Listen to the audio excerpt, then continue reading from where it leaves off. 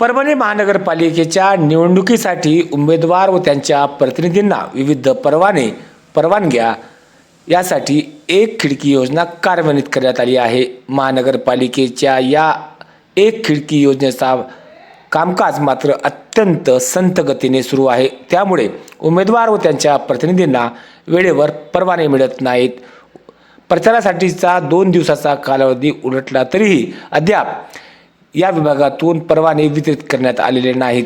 सोबतच कमी मनुष्यबळ असल्याने हे परवाने देण्यासाठी मोठा वेळ लागत आहे। त्यामुळे चिडलेल्या उमेदवार व त्यांच्या प्रतिनिधींनी आज दुपारी 12 वाजता महानगरपालिकेसमोर आंदोलन केले। त्यानंतर अधिकाऱ्यांनी त्यांची समजूत काढल्यानंतर हे आंदोलन थांबवण्यात आले। महानगरपालिकेच्या विविध परवान्यांसाठी उमेदवारांना व त्यांच्या प्रतिनिधींना दिवसभर महानगरपालिकेतच फिरावे लागत आहे।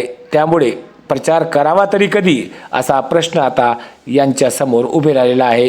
महानगरपालिका प्रशासनाने एक खिडकी योजनेसाठी मनुष्यबळ वाढवावे व लोकांना त्रास होऊ नये यासाठी कार्य करावे अशी मागणी आता केली जात आहे।